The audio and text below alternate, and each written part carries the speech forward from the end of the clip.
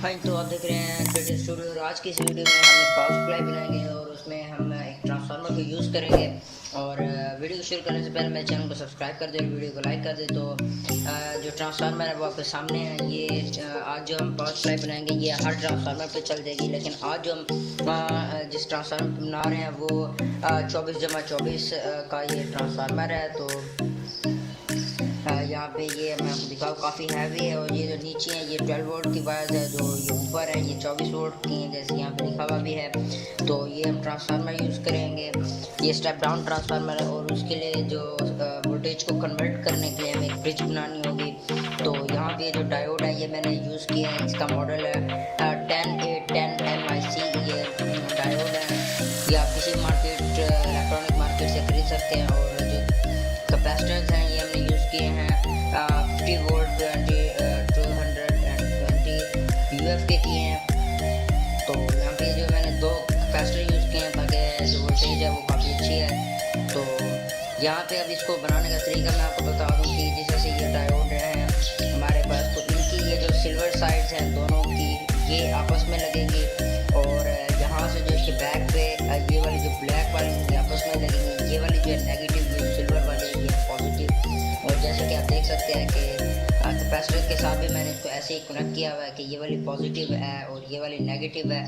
और यहाँ पे जो अब हमने ट्रांसफार्मर की वायर यहाँ पे कनेक्ट करनी होगी वो उसको हमने ऐसे किया कि ये सिल्वर वाली जो है वायर ये ब्लैक डायोड की इस वायर के साथ ये जो है टर्मिनल के साथ कनेक्ट हो जाएगी। और यहाँ पे भी सेम ऐसे ही करना है। यहाँ पे जो है हमने ट्रांसफार्मर की वायर्स लगानी है और यहाँ पे जहाँ पे हमने लोड लेनी है कि हमने वो लगाई है। और ये वो प्लेट है जिसके ऊपर हम इन सारी चीज़ को लगाएंगे और ये हमारे पास वायर है जिसको हम यूज़ करेंगे। तो सबसे पहले हम इसकी फिटिंग कर लेते हैं और यहाँ पे जो है मैं इस ट्रांसफार्मर को लगा लेता हूँ। मैं यहाँ पे मेरे पास कुछ नट हैं, ये मैं अच्छी तरह से यहाँ पे लगा देता हूँ।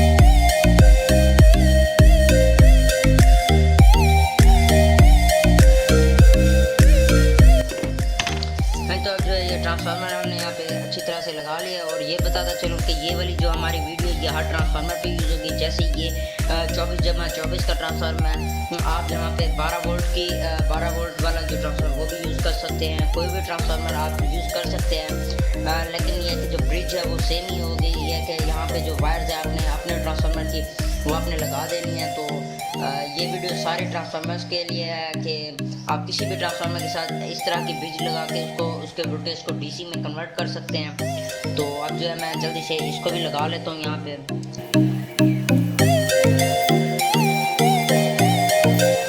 तो अब जो है इसको हमने चिपका लिया ये, ताकि जो हमने एल्फी लगाई है वो अच्छी तरह से चिपक गया। फिर उसके बाद हम इसके आगे वायरिंग करेंगे।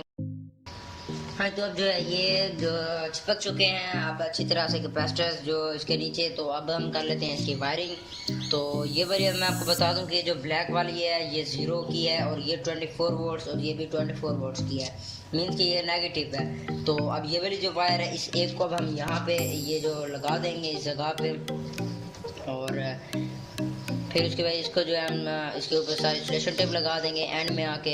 और अब ये वाली जो वायर्स है अब इनको हमने अभी कनेक्ट नहीं करना, वो इस वजह से क्योंकि यहाँ पे अब ये 48 वोल्ट भी अभी हमें काम आ सकते हैं और 24 वोल्ट भी हमें काम आ सकते हैं। तो जितने वोल्टेज ये 24 वोल्ट की है यहाँ पे लगाएंगे तो ये आउटपुट पे हमें 24 वोल्ट देगा।